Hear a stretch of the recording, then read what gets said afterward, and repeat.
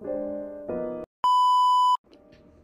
guys! Tayo ay nagpapak kasama ang mga bulilit na to para sa ating Bali trip. Ayan. Trip, hindi treats. Nakapagpak na ako ng mga gamit ko. Kulang pa yan. Wala pa yung kaiten. So ito ay akin pa lang. Let's go! Bye babies! Bye bye! Ingat kayo. Ingat eh. Enjoy your honeymoon ah. Bye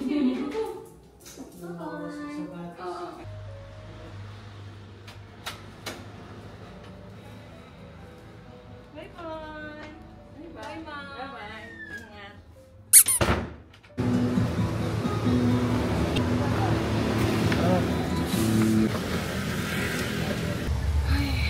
On the way sa airport.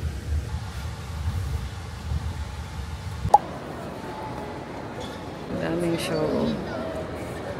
Daming tao ngayon, no? Let's go Bali.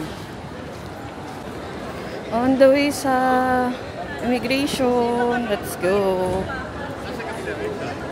At nakalagpas na kami sa immigration.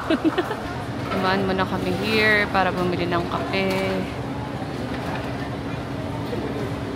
Kahit nagmamadali na kami. Pasok na kami! Yay! Bili pa kami ng coffee. Siya may hawak lahat ng coffee. Dito na kami. Dilakad kami tabi. Nag-uusap siya yung nakaupo talaga dito. Cute mas weird.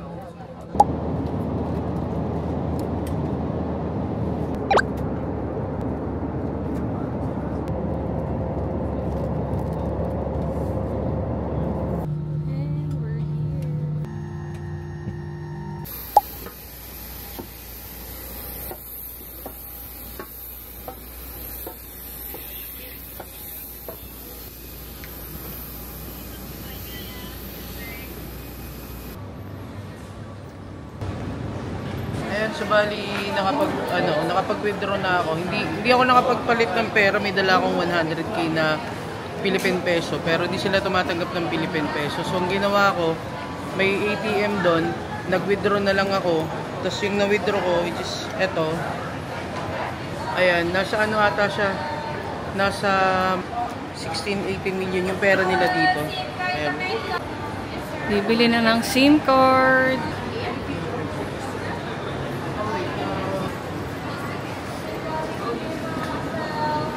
Nakakalito yung pera nila dito kasi masyadong malaki.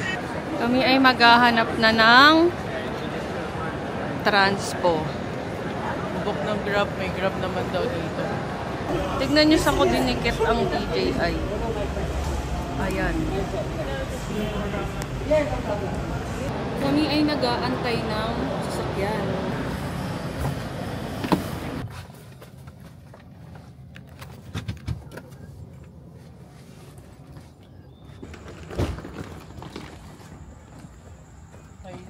Bali, dahil alas 12 na kasi kami dito ng ayan, nakikita nyo, alas 12 na ng hating gabi, so alanganin na magre-rent pa kami or mag-stay kami sa mahal na villa. So nag-decide ako na dito na lang muna kami. Kumuha ko ng kwarto, tapos 1,200 pesos lang siya kasi tutulugan lang namin siya ilang oras, and then bukas mamayang umaga, alis na din kami.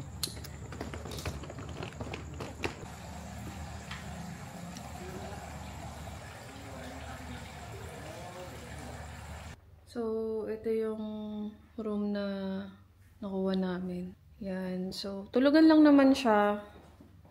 6 hours lang tayo dito. Yeah, 6 hours lang din. Pupunta na kami sa villa na binook namin. Lakad kami. Doon sa pinag-islang to eh.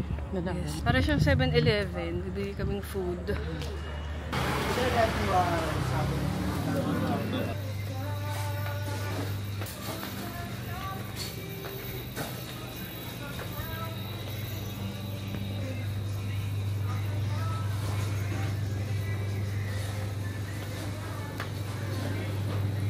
Water.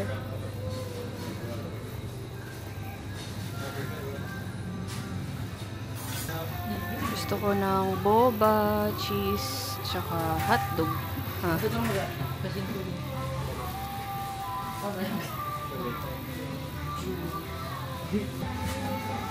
So, ano sa'yo, mami?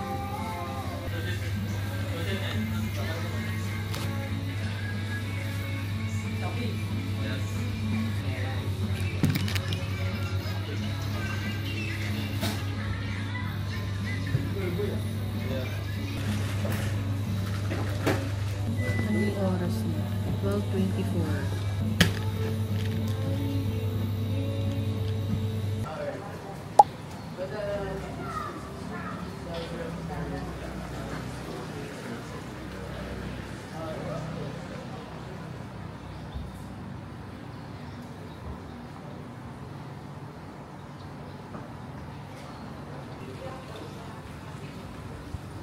Punta na kami sa villa namin ngayon.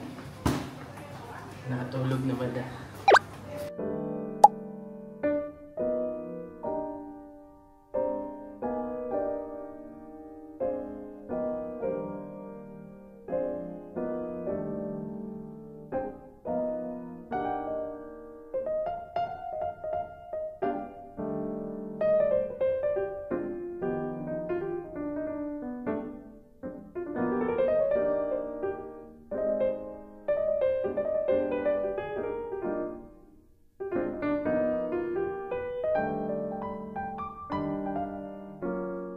Okay, so meron tayong sariling kusina dito. Kompleto sila ng kitchen utensils. Meron din tayong dining table dito sa gilid.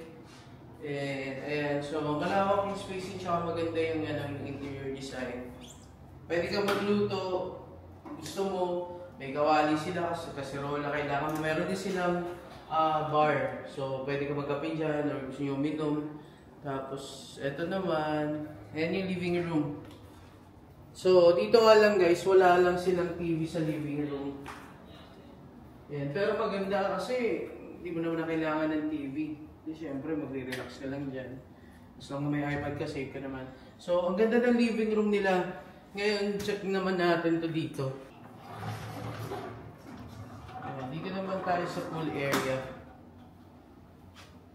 Yes, meron dalawang upuan. Ang ganda ng pool. Diba? Ayan, so meron pang floating dyan, basket pag gusto mong maglagay ng almusal. Ayan, so ang ganda ng pool nila, sakto-sakto kapag dalawa or apat kayo. Tapos kagandahan din dito, makakapag-relax ka kasi tahimik, wala kang maririnig na anything kasi talagang private villa siya. Yung sa daanan, pagpasok mo dito, tapat na is rice fields. Eto, makikita mo din rice fields din yan, no? Daming mga palay.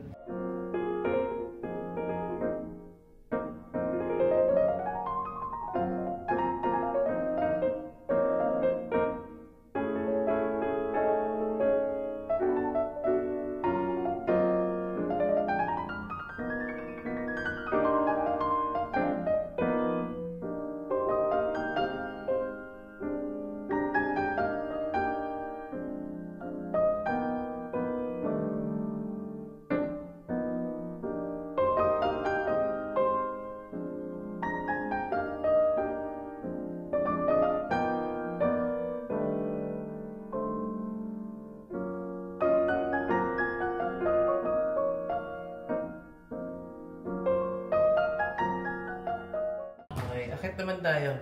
Makita mo naman sa taas.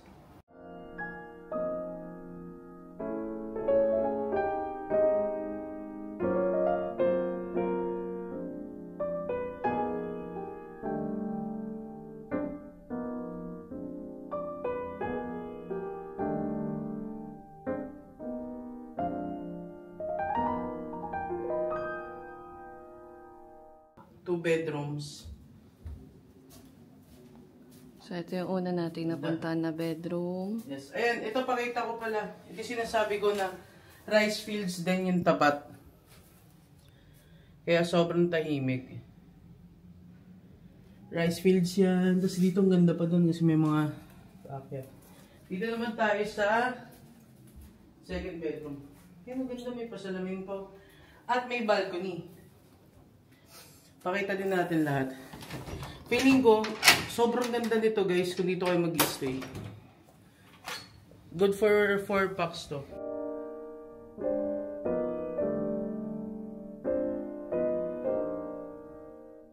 Ganda ng interior nila.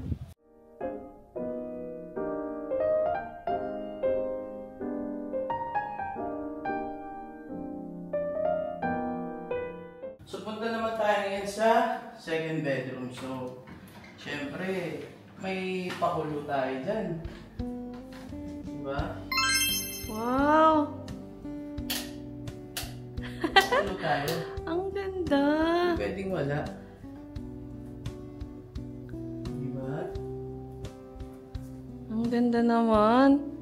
Siyempre, honeymoon, dapat may, pakulo tayo. Ganda ng kwarto nila, no? Tapos meron pa doon sa bathtub.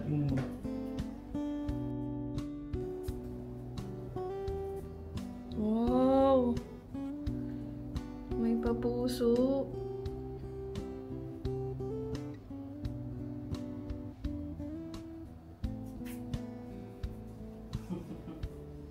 Happy honeymoon, tenant happy. Ito nga pala guys, mabalik tayo. Ito yung pangalawang bedroom. And tapos, meron siyang sariling CR. Ayan, pakita mami, ganda ng CR. Ang ganda ng pagkakagawa ng nila dito, ng villa. Kasi tingnan nyo guys, kapag kunwari, nag-poop kayo, tapos gusto nyo na sumingaw, ganda, no? Hindi nila kailangan ng exhaust fan. Ganda ng lababo, wala akong masabi, ang ganda. And guys, ang dami na namin napuntahan ng mga villas, ganyan. Pero, kakaiba to. Marami kasi sa Pinas, di ba? Yes, ang ganda, sarap sa mata. Tapos, tingnan nyo pa yung sa pinto, Ganda ng door. Sliding door, tapos yun nga, pagbukas mo, yan yung nakaharap sa'yo. Which is, ang cool lang tingnan. Tapos, meron din siya ng mga cabinets dito. So, kapag kailangan mo na extra towel, and hindi sila kuripot sa pagbibigay ng towel. Dito naman tayo. So, ito is yung common o shared bathroom.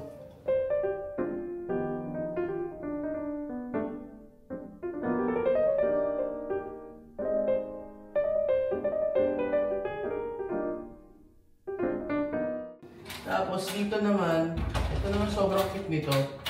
Kasi nga, napapansin nyo, walang TV sa kahit anong kwarto. Meron silang small room para dito ka manood.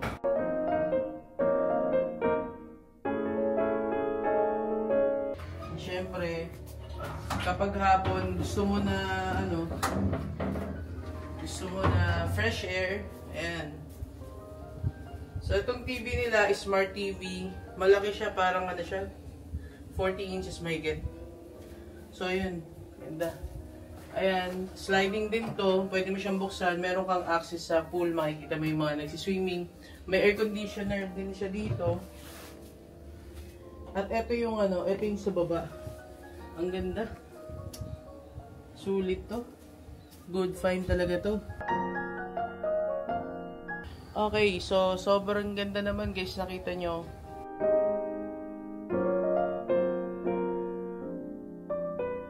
Check nyo lang to sa Airbnb. Ang pangalan nito sa Airbnb is Kaba Kaba Luxury Villa. Ako na mismo nagsasabi na kapag dito kayo nag-stay, hindi masasayang yung pera nyo kasi yung place mismo is talagang parang bagong-bago pa talaga. Hindi pa siya gamit. Tsaka ang ganda, malinis, mabango.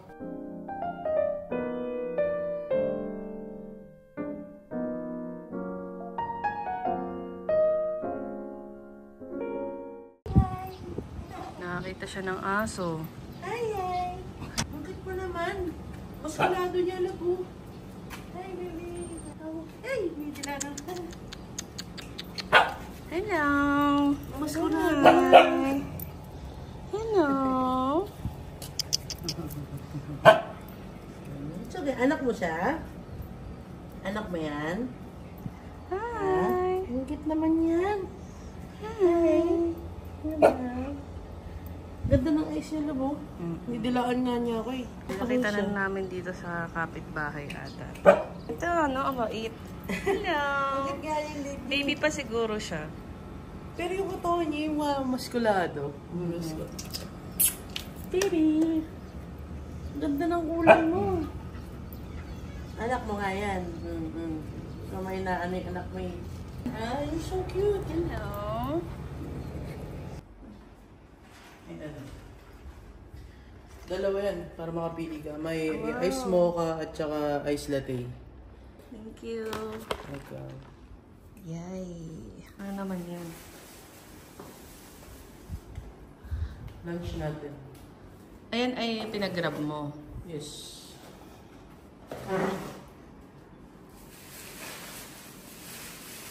Let's have a lunch na. Ay, nalaglag.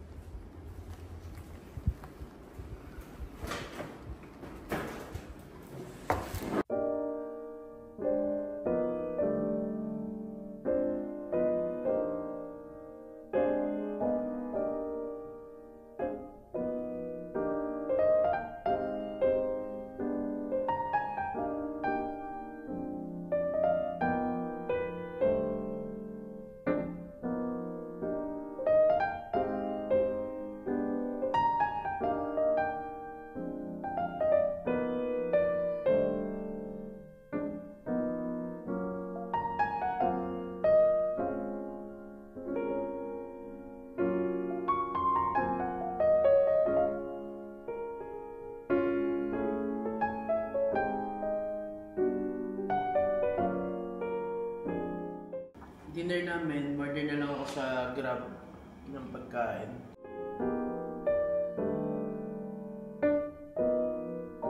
So, hindi na kami gumagamit ng mga pinggan-pinggan para walang hugasin. Diyan na lang kami kumakain. Minsan nagkakamay, minsan nagkukutsara. Bumili din kami ng mga chips. Yan. Today, hindi kami masyadong lumabas. More on dito muna.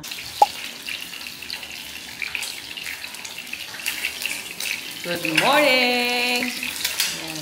Lipat na ni Chef.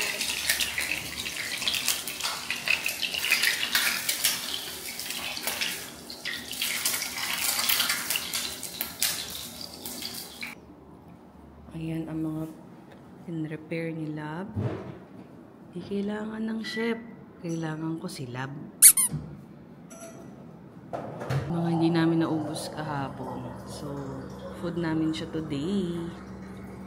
Na bagong luto. Good morning!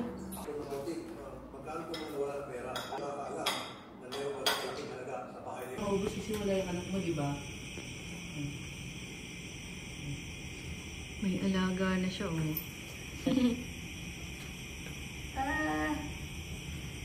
So cute.